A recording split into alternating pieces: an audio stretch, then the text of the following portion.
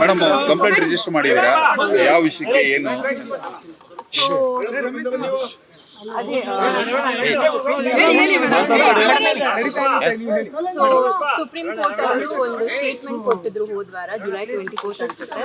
So ನಾನು ಅದನ್ನ actually share ಮಾಡಿದ್ದೆ ನಾನು ಇನ್ಸ್ಟಾಗ್ರಾಮ್ ಅಲ್ಲಿ ಮತ್ತೆ ಟ್ವಿಟರ್ ಅಲ್ಲಿ, ಸೇಯಿಂಗ್ ದಟ್ ಸುಪ್ರೀಂ ಕೋರ್ಟ್ ಇಂದ ಸಾಮಾನ್ಯ ಜನರಿಗೆ ಎಲ್ಲೋ ಒಂದ್ ಕಡೆ ಹೋಪ್ ಇದೆ, ನಮಗೆ ಜಸ್ಟಿಸ್ ಸಿಗತ್ತೆ ಅಂತ. ಅದಾದ್ಮೇಲೆ ಟ್ರೋಲ್ಗಳೆಲ್ಲ ಶುರು ಮಾಡಿಕೊಂಡ್ರು. ಸೊ ಹಾಗಾಗಿ as a celebrity I am use to trolling, ಅದು ಇದ್ದೇ ಇರುತ್ತೆ. ಬಟ್ ಈ ಮಟ್ಟಕ್ಕೆ ನಾನು ಯಾವತ್ತೂ ಎಕ್ಸ್ಪೀರಿಯನ್ಸ್ ಮಾಡಿರಲಿಲ್ಲ. ಸೊ ಹಾಗಾಗಿ ನನಗೆ ಅನ್ನಿಸ್ತು ಈ ರೇಣುಕಾ ಸ್ವಾಮಿಗೂ ಮತ್ತು ಇವರು ಮೆಸೇಜ್ ಮಾಡೋದಕ್ಕೂ ಏನೂ ವ್ಯತ್ಯಾಸನೇ ಇಲ್ಲ.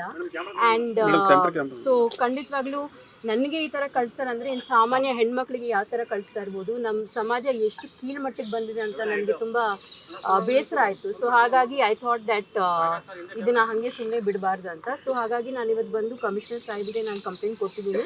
ಅವ್ರು ಅಕ್ಸೆಪ್ಟ್ ಮಾಡಿದ್ದಾರೆ.